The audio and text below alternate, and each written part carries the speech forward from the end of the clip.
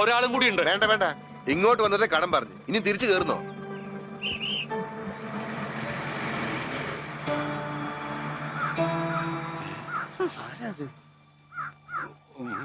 നമ്മുടെ പണിക്കരല്ലേ അത്?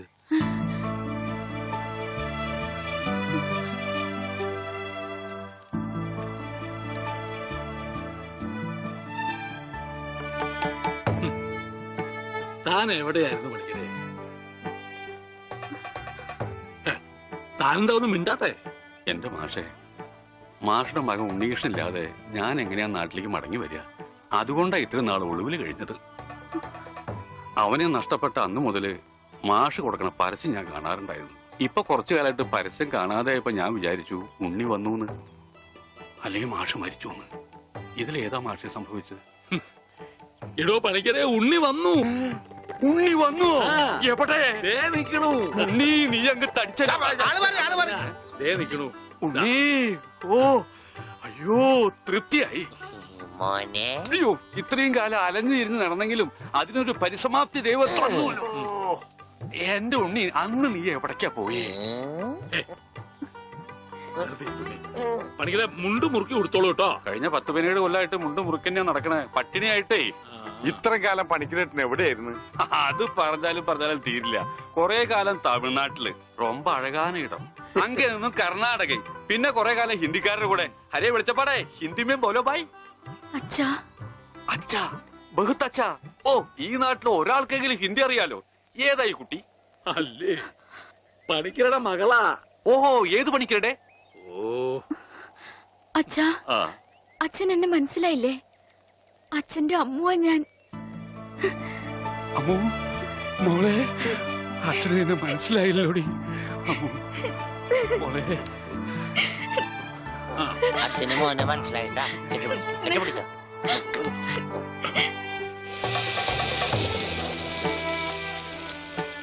മോളിന്ന് വേഗാവട്ടെ, അവർക്ക് അവിടെ വിശന്നിരിക്കാവും. ഇപ്പൊ നമ്മളെ നാട് കണ്ടിട്ട് പണിക്കർക്ക് എന്ത് തോന്നണം? ഇത്രയും പുരോഗതി ഈ നാട്ടിനുണ്ടാവും ഞാൻ സ്വപ്നത്തിൽ പോലും വിചാരിച്ചു. ഞാൻ ഇവിടുന്ന് പോകുമ്പോ കോണവും പോലും ഉടുക്കാത്തവര് ഇപ്പൊ പാന്റ് ഇട്ട് നടക്കണു. ഇത്രയും പുരോഗതി ഇവിടെ ഉണ്ടാവാൻ കാരണം പണിക്കര് തന്നെയാ. ഇനി അതൊന്നും എന്നെ ഓർമ്മപ്പെടുത്തരുത് പത്രോസേ. ഉണ്ണി കൈവിട്ട് പോയ പിന്നെ അവനെ അന്വേഷിച്ച് ഞാൻ ഊര് തെണ്ടി നടക്കുകയായിരുന്നു. ഇപ്പൊ സന്തോഷായി, ഉണ്ണി തിരിച്ചു വന്നൂലോ. അതിനേക്കാൾ വലിയ സന്തോഷം ഈ കൊല്ലത്തിലെ പൂരത്തിന് പങ്കെടുക്കാലോ. എന്റെ പണിക്കരെ, താൻ പോയേ പിന്നെ പൂരം ഒന്നൊരു പൂരമല്ല. എന്നാ ഇത്തവണ നമുക്ക് പൂരം പൊടി പൂരാ. അതെങ്ങനെയാ? ഒരു നാടകം തന്നെ ആയിക്കോട്ടെ. അതൊക്കെ ഇനി നടക്കോ ചേട്ടാ? എന്താ നടക്കാതെ? ഒരു 9 നാടകം എഴുതി ഞാൻ പെട്ടിയിൽ വെച്ചത്. കർത്താവേ, 9 നാടകോ? പത്രോസേട്ടാ, അങ്ങനെയാണ് ഈ രാത്രി നവരാത്രി ആവും. ഇത് നടക്കില്ല. ഈ ബന്ധം തുടരാൻ ഞാൻ അനുവദിക്കില്ല. കണ്ട കള്ളിമുൾ കാടുകളിലും തേയില തോട്ടങ്ങളിലും കെട്ടിപ്പിടിച്ച് കിടന്ന് പാട്ട് പാടുന്നതല്ല പ്രേമം. അവിടെ മ്യൂസിക് ചക്ക.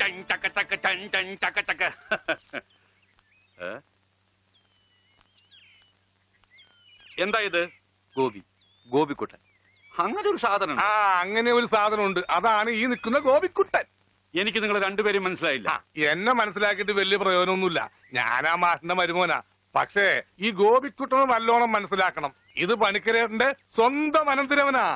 അതെ അമ്മാവ, അമ്മാവന്റെ ഗോപിക്കുട്ടനെ ഇപ്പൊ എന്തായി? എടാ ഗോപി, നഞ്ചു പോലിരുന്ന നീ അങ്ങ് യോഗ്യനായി പോയില്ലോടാ. ഈ യോഗ്യൻ ഇല്ലായിരുന്നെങ്കിലേ പണിക്കരേട്ടന്റെ ഭാര്യയും മകളും പട്ടിണി കിടന്ന് ചത്തേനെ. നിങ്ങളൊക്കെ ദൈവത്തെ പോലെ കുണ്ടളപ്പണ്ടല്ലോ ആ മാഷിനെ. കാര്യം ശരി, എന്റെ അമ്മായപ്പനാണെങ്കിലും പറയുമ്പൊക്കെ പറയണമല്ലോ.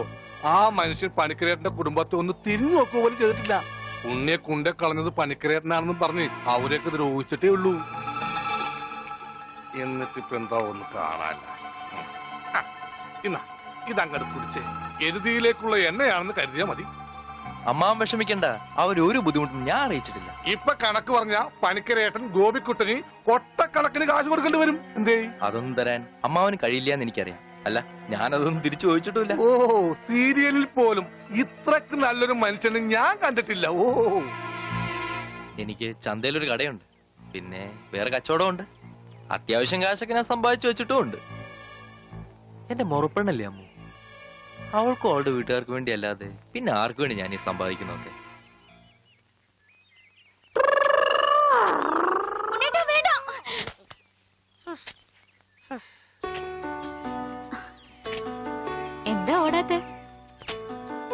എന്നാലും ഇങ്ങനെ പിടിക്കുമ്പോ ഒരു സുഖമുണ്ട്.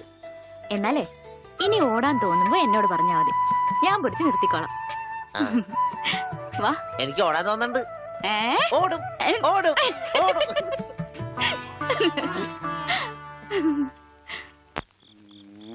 देखो बेटी देखो देखो बेटी देखो എന്താ അച്ഛാ ഇത്? നിന്റെ ഷാദി നടത്താനാ ഞാൻ വന്നത്, മനസ്സിലായില്ലേ? ഷാദി എന്ന് വെച്ചാ തിരുമണം, ഷാദി കാ കപ്പട. റിഹേഴ്സൽ കഴിഞ്ഞാ കല്യാണം, കല്യാണം കഴിഞ്ഞാ നാടകം, പിന്നെ റിഹേഴ്സൽ. നിങ്ങൾ എന്തൊക്കെയാ പറയണേ? നിങ്ങൾക്ക് എന്താ പറ്റിയേ? കല്യാണം കഴിഞ്ഞ റിഹേഴ്സൽ, അതിനു മുമ്പ് റിഹേഴ്സൽ വെച്ചാൽ ശരിയാവില്ല.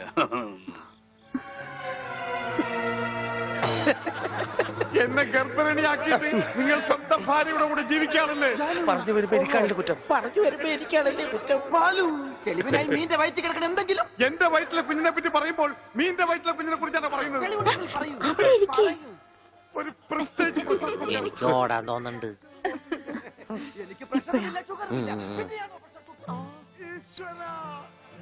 ഞാൻ ഓടാൻ പോവാ. അതല്ല പോട്ടെ, 45 രൂപ 50 പൈസക്ക് ബോംബെ ഡൈങ്ങിന് ഒരു ബെഡ്ഷീറ്റ് വാങ്ങിച്ചെന്ന് ഓർമ്മയുണ്ടോ? എല്ലാം പച്ചക്കള്ളം. ഞാൻ ബോംബെ കണ്ടിട്ട് പോലുമില്ല. നീ ബോംബെ കണ്ടിട്ടില്ല? എങ്കിൽ പോയി കണ്ടിട്ട് വേണം, തെണ്ടി തയ്യക്കാരാ. എന്താണ് വെളിച്ചപ്പെടാൻ ചവിട്ടി വെച്ചെന്നാണല്ലോ അവൻ ഡയലോഗ് തെറ്റിച്ചിട്ടില്ല. ഈശോയെ ബോധം പോയാ? അവന് ബോധം പണ്ടേ ഇല്ല, അത് കാര്യം വെക്കണ്ട, വിട്ടേക്ക്. ആരും പോകരുത്, നാടകം ഇപ്പൊ പുനരാരംഭിക്കും. എന്ത് പണിയാണ് അതൊന്നും അല്ല പേരെ പ്രശ്നം, അത് വേറെ കാര്യമുണ്ട്. എനിക്കാണെങ്കിൽ അടിയുടെ ആരും പോകരുത്, നാടകം വീണ്ടും ആരംഭിക്കുന്നതാണ്.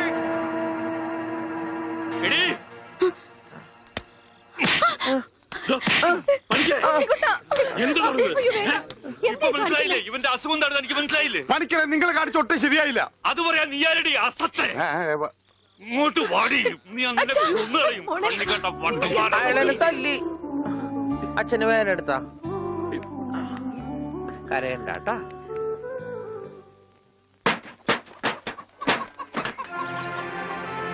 പോയിക്കോ, എങ്ങോട്ടെങ്കിലും പോയിക്കോ. ഇത്രയും നാൾ ഈ വീട് നോക്കാനൊന്നും ആരും ഉണ്ടായിരുന്നില്ലല്ലോ. എന്തെങ്കിലും ഒരു ആപത്ത് വന്ന ആ മാഷ വീട്ടുകാർ മാത്രമേ ഉണ്ടായിരുന്നുള്ളൂ. ആ കുടുംബത്തോട് ചെയ്ത ക്രൂരതകളൊക്കെ ഇത്ര വേഗം മറന്നോ? എന്ത് പ്രായശ്ചിത്തം ചെയ്താലും അതിന് പരിഹാരമാവുക? ഉണ്ണേട്ടൻ ഈ അവസ്ഥയ്ക്ക് കാരണം അച്ഛനാ. അച്ഛൻ അതൊന്നും പ്രശ്നമില്ലെങ്കിലും എനിക്ക് ആ കടങ്ങളൊക്കെ വീട്ടണം. മാഷിനോട് ചെയ്ത തെറ്റുകൾക്കൊക്കെ പോയി മാപ്പ് പറയും, എന്നിട്ട് വന്നാ മതി ഇങ്ങോട്ട്. അല്ലെങ്കിൽ ഇങ്ങോട്ട് എന്ന് വെച്ചപ്പോ. പണിക്കരെ, കുട്ടി പറഞ്ഞാലും കാര്യമുണ്ട്. താൻ ചെയ്തത് പൊറുക്കാനാവാത്ത തെറ്റ് തന്നെയാ.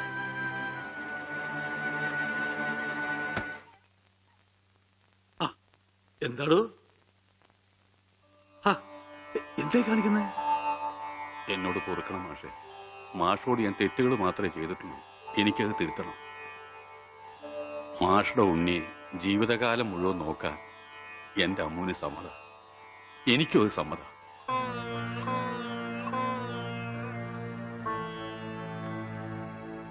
ഒരു കടപ്പാടിന്റെ പേരിൽ സുഖമില്ലാത്ത എന്റെ മോനെ തന്റെ മോളുടെ തലയെ കെട്ടിവെക്കണ്ട.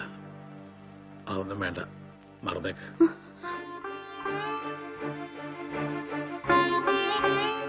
മോളെ, നീ ചെയ്യുന്നത് വലിയൊരു ത്യാഗമാണെന്ന് എനിക്കറിയാം. പക്ഷേ അങ്ങനെ ആർക്കെങ്കിലും വേണ്ടി പാഴാക്കി കളയാനുള്ളതല്ല നിന്റെ ഈ ജീവിതം. വെറും ഒരു കടപ്പാടിന്റെ പേരിലല്ല മാഷെ. തിരിച്ചു വരില്ലെന്ന് നാട്ടുകാർ മുഴുവൻ പറഞ്ഞിട്ടും ഉണ്ണിയേട്ടന് വേണ്ടി ഇത്രയും വർഷം മാഷ് കാത്തിരുന്നില്ലേ? അതുപോലെ ഉണ്ണിയേട്ടന്റെ അസുഖമാണ് തടസ്സമെങ്കിൽ അത് മാറുന്നതുവരെ കാത്തിരിക്കാൻ ഞാനും തയ്യാറാണ്.